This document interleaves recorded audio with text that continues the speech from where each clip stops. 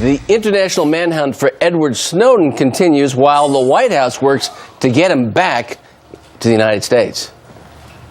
Yeah, what we know is that we're following all the appropriate legal channels and working with various other countries to make sure that rule of law is observed. And beyond that, I'll refer to the Justice Department that has been actively involved in the case. But what lengths can America go in order to get him back here?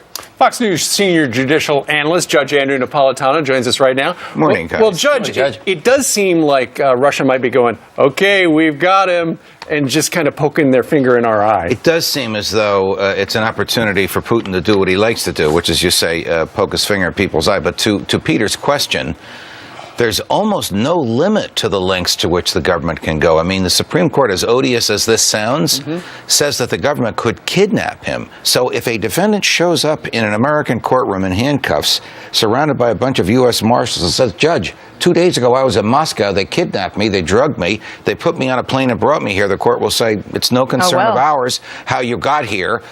These are the charges against you. It's now time to address it. That is repellent, but it does happen. And so, as you always say, is that constitutional?